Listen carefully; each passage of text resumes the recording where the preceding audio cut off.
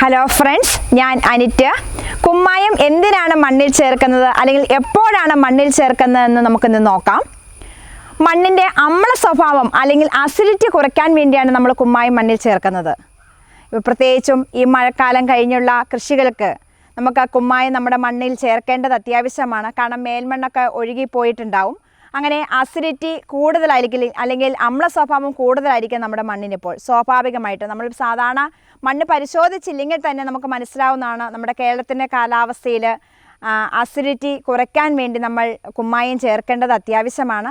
ഇനി ഒത്തിരി കൃഷി ചെയ്യുന്നവർ മണ്ണ് പരിശോധിച്ച് നമ്മുടെ ഇതിൻ്റെ pH ലെവൽ നോക്കിയതിന് ശേഷം മാത്രമാണ് കുമ്മായം ചേർക്കാൻ പാടുള്ളൂ. ഇനി ചെറിയ ചെറിയ കൃഷിക്കാരൊക്കെ നമുക്കിപ്പോൾ ഈ മഴക്കാലം കഴിഞ്ഞ സമയത്ത് നമുക്ക് കൃഷികൾക്ക് കുമ്മായം ചേർക്കാൻ പറ്റുന്നതാണ്. മണ്ണിലെ അസിഡിറ്റി അല്ലെങ്കിൽ അമ്ലത്വം കുറയ്ക്കാൻ വേണ്ടിയാണ് നമ്മൾ കുമ്മായം മണ്ണിൽ ചേർക്കുന്നത്.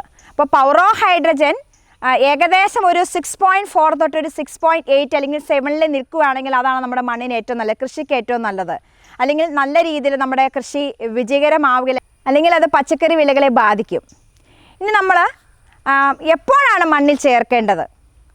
നമ്മൾ ഒരു കൃഷി ചെയ്യാൻ തുടങ്ങുമ്പോൾ, ഇപ്പോൾ ഇവിടെ കണ്ട ഞാനൊരു തടം എടുത്തിട്ടേക്ക് നമ്മുടെ മഴക്കാലമൊക്കെ കഴിഞ്ഞപ്പോൾ അടുത്ത പുതിയ കൃഷിയിലേക്ക് തുടങ്ങുകയാണ്. അതിൻ്റെ ഒരു ആദ്യത്തെ ഇതാണ് മണ്ണെല്ലാം കിളച്ച് വാരം കൂട്ടിയിട്ടിട്ടുണ്ട്.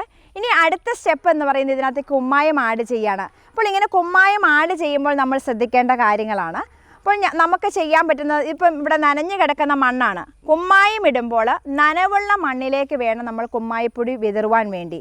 അപ്പോൾ നമുക്കിപ്പോൾ മഴ പെയ്തിട്ടില്ലെങ്കിൽ ചെറുതായ രീതിയിലൊന്ന് നനച്ചു കൊടുക്കുക മണ്ണ്, അതിനുശേഷം നമ്മൾ കുമ്മായപ്പൊടി ഇട്ട് കൊടുക്കുക. ഇനി കുമ്മായം നമ്മൾ ഇത് മാത്രമല്ല, നമ്മൾ ഗ്രോ ബാഗ് നിറയ്ക്കും അല്ലെങ്കിൽ ചെടിച്ചട്ടിയൊക്കെ നിറയ്ക്കും.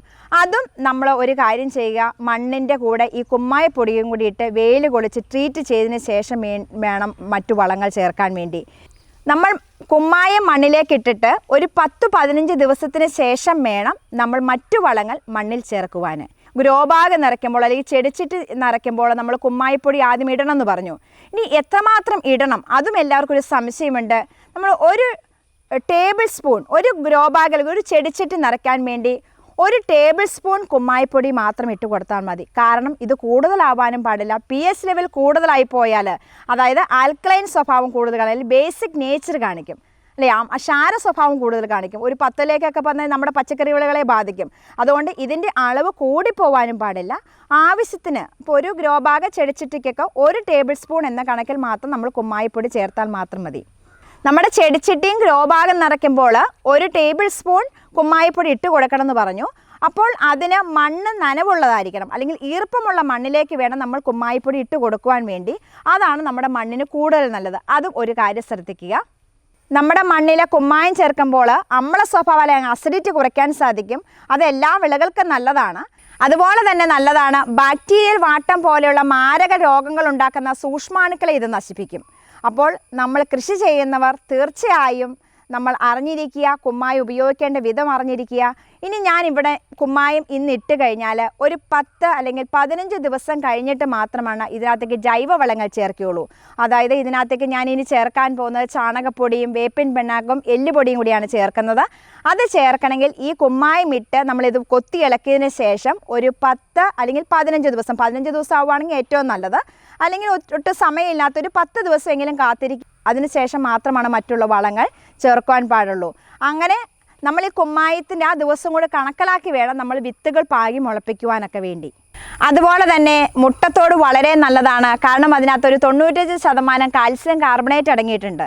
അതോടൊപ്പം തന്നെ മഗ്നീഷ്യം കാർബണേറ്റും കാൽസ്യം ഫോസ്ഫേറ്റും അടങ്ങിയിട്ടുണ്ട്. അപ്പോൾ മുട്ടത്തോടൊക്കെ പൊടിച്ച് വെക്കുകയാണെങ്കിൽ നമ്മുടെ ചെറിയ ചെറിയ കൃഷികൾക്ക്, വലിയ കൃഷികൾക്കൊക്കെ നമുക്ക് ഇടാൻ സാധിക്കില്ല, എങ്കിലും ചെറിയ ചെറിയ കൃഷികൾക്കൊക്കെ ഇടാൻ സാധിക്കും. കാരണം നമ്മുടെ ഗ്രോ ബാഗ് നിറയ്ക്കാൻ അല്ലെങ്കിൽ ചെടിച്ചട്ടിക്കൊക്കെ ഇട്ട് നിറയ്ക്കുമ്പോൾ അതിന് മുമ്പായിട്ട് ട്രീറ്റ് ചെയ്യാൻ മുട്ടത്തോട് നല്ലതാണ്. അല്ലെങ്കിൽ കൃഷി ചെയ്തിട്ട് മുട്ടത്തോട് ഇട്ട് കൊടുക്കാം കേട്ടോ. കാരണം ഇതെല്ലാം നല്ലതാണ്. അല്ലെങ്കിൽ മണ്ണ് നിറയ്ക്കുമ്പോൾ ആ സമയത്ത് നമുക്ക് മുട്ടത്തോട് ഇട്ട് കൊടുക്കാം. ഈ കുമ്മായം പോലെ തന്നെ ഡോളമൈറ്റ് മണ്ണിന് വളരെ നല്ലതാണ്. മണ്ണിൻ്റെ അസിഡിറ്റി കുറയ്ക്കാൻ നല്ലതാണ് ഡോളമൈറ്റും. അതിനകത്ത് കാൽസ്യം മാത്രമല്ല അടങ്ങിയിട്ടുള്ളൂ, അതിനകത്ത് മഗ്നീഷ്യവും കാർബണും കൂടി അടങ്ങിയിട്ടുണ്ട്. അപ്പോൾ അതും നമ്മുടെ മണ്ണിന് നല്ലതാണ്. ഈ മഴക്കാലം കഴിഞ്ഞുള്ള കൃഷിയിൽ നമ്മുടെ മണ്ണിൽ ഇതുപോലെ കുമ്മായപ്പൊടി ഒന്ന് ചേർത്ത് നോക്കുക. എന്നിട്ടൊരു 10 ദിവസത്തിന് ശേഷം നമ്മൾ കൃഷി ചെയ്യുക. അപ്പോൾ തീർച്ചയായിട്ടും മണ്ണിൽ നിന്ന് നല്ല വളങ്ങളൊക്കെ നമ്മുടെ ചെടികളെ വലിച്ചെടുക്കുകയും നല്ല വിളവ് നൽകുകയും ചെയ്യും. എല്ലാവരും അങ്ങനെ ഒന്ന് ചെയ്ത് നോക്കുക. അപ്പോൾ നമ്മുടെ വീഡിയോ ഇഷ്ടമായെങ്കിൽ ലൈക്ക് ചെയ്യുക, ചാനൽ സബ്സ്ക്രൈബ് ചെയ്യാത്ത കൂട്ടുകാരെ ചാനൽ ഒന്ന് സബ്സ്ക്രൈബ് ചെയ്യുക. മറ്റൊരു നല്ലൊരു വീഡിയോയുമായി നമുക്ക് അടുത്ത ദിവസം കാണാം. എല്ലാവർക്കും നന്ദി.